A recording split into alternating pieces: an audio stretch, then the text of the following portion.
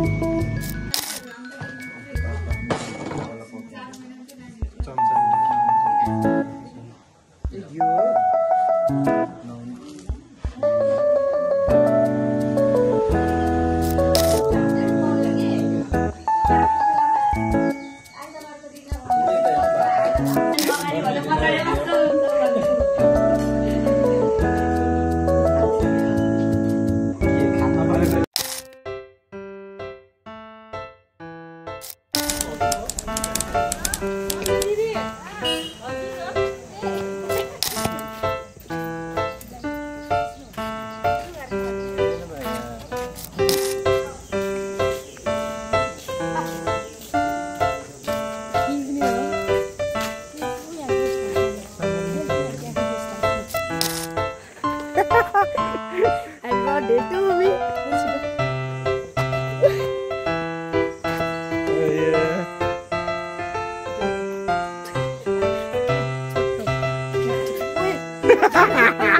Boppa langsung.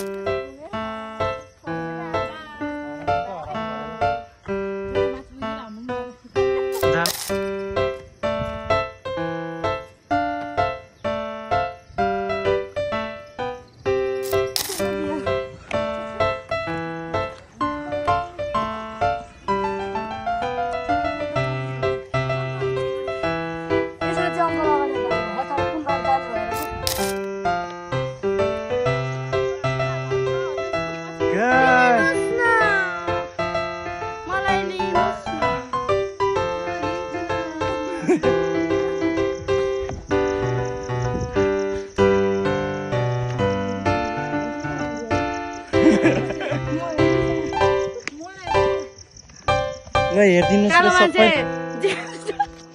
अघि नै म नालीमा भन्दै संसार गर्न महिमा गर्न अनि यही नै हो हाम्रो जीवनको यात्रा। परमेश्वरले आफ्नो कारमा बोकेर हिँड्ने र उहाँको महिमालाई यो संसारमा देखाउने। अनि फेरि पनि हामी आफ्नो आँखाहरू बन्द गर्नेछौँ र यस समय चाहिँ हामीले हिजो वचन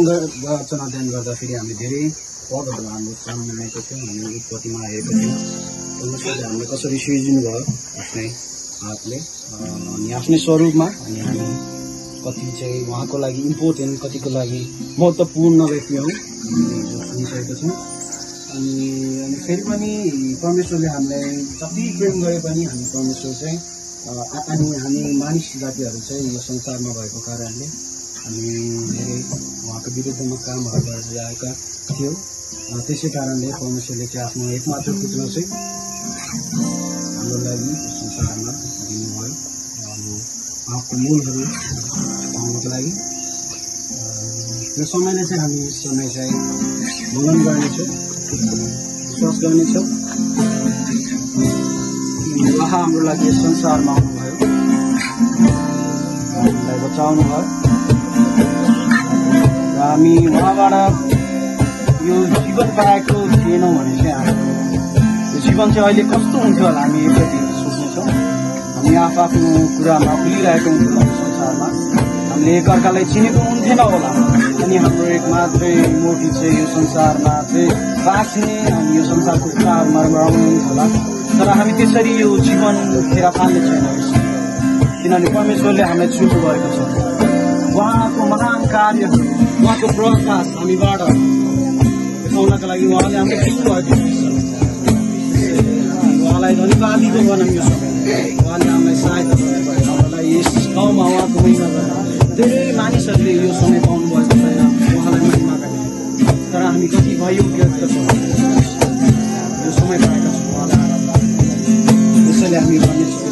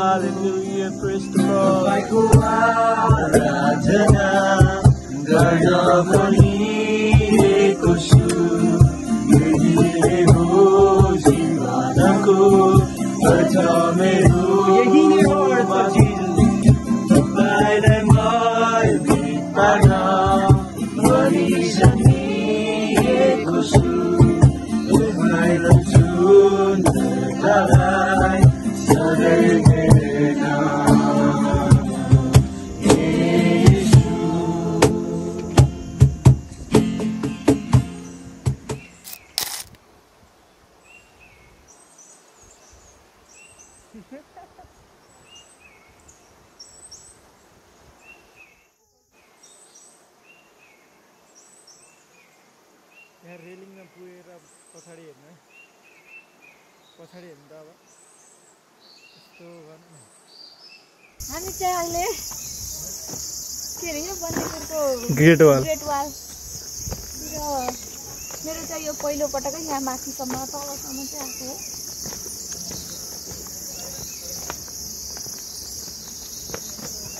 हो माथि चाहिँ रमाइलो नै रहेछ हामी चाहिँ अहिले नेपालको मिनी ग्रेट वाल हेर्न जाँदैछौँ यहाँ त के हो के हो यो के थाहा लसुन अरे लसुन जस्तै छ त हाम्रो यो नेपालको मिनी ग्रेट वाल हो कताबाट हो यताबाट होला यताबाट हो त्यतै पुग्ने त्यहाँसम्म पुग्नु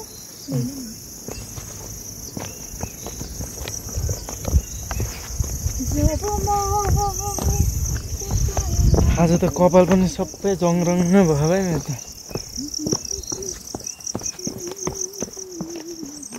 हामी चाहिँ अब नेपालकै त होला नेपालको मिनी ग्रेट वाल हेर्न जाँदैछौँ यो चाहिँ बन्दीपुरमा रहेको छ भ्यू त फेरि ओहो क्या मिठो के भ्यू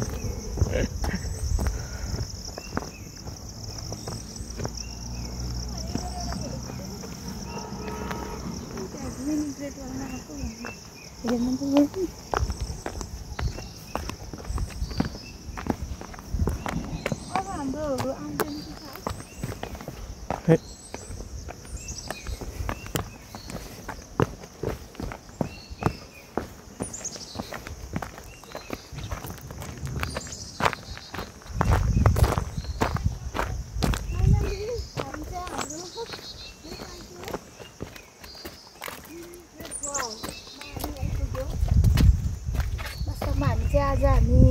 परिवारहरू मिलेर डाँडाको प्रार्थनामा आएका थियौँ अनि हामीले चाहिँ प्रार्थना गरेर बसिसक्यौँ अहिले चाहिँ हामी यहाँ मिनी ग्रेट वाल बन्दीपुर घाम पनि क्या टाउकोमै परेको के अनि हामी हिँड्न सक्छौँ त्यहाँ चाहिँ ठ्याक्क बादलले होइन ठ्याक्क ढाकेको छ हिमालय अलिकति उता अलिकति देखिएको छ नत्र क्या भ्यू चाहिँ माइन्ड ब्लोइङ छ यो भ्यू चाहिँ क्या मिठो छ हाम्रो यहाँ तता अब हामी चाहिँ यहाँबाट तल झर्ने बेला हामी चाहिँ बल्ल हामी खोल्नेछौँ क्यामेरा अहिलेलाई चाहिँ हामी बन्द गर्नेछौँ बाइ बाइ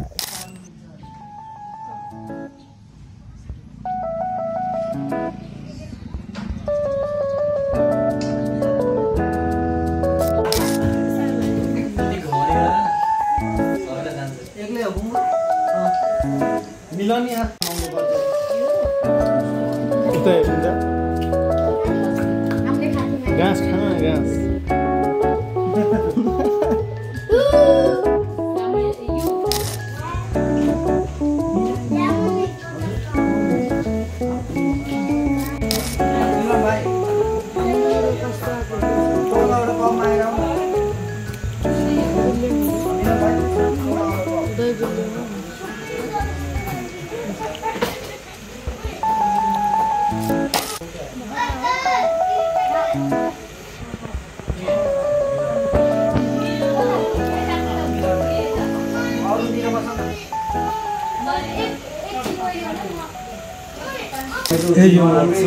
सबैजनालाई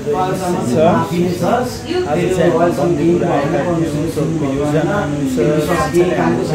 दिन हप्ता अगाडि नै हामीले चाहिँ प्रोसेसहरू गरेका थियौँ यो प्रब्लम धन्यवाद छ हामीले जे जति सोचेका थियौँ त्योभन्दा असल त्योभन्दा सही रूपमा छुटाउनु भएको छ हरेक कुरामा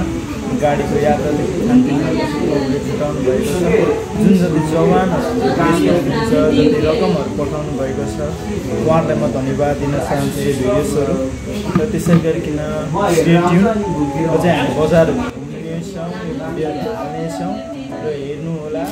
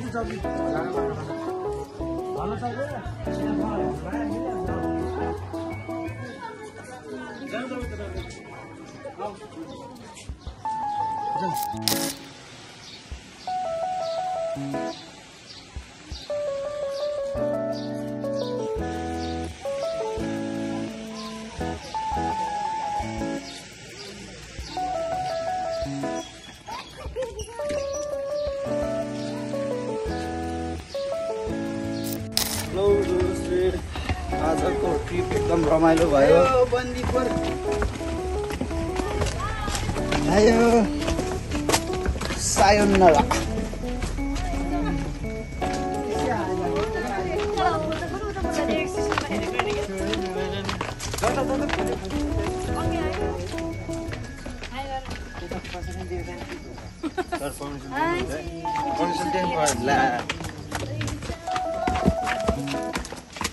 Hello. Bye bye.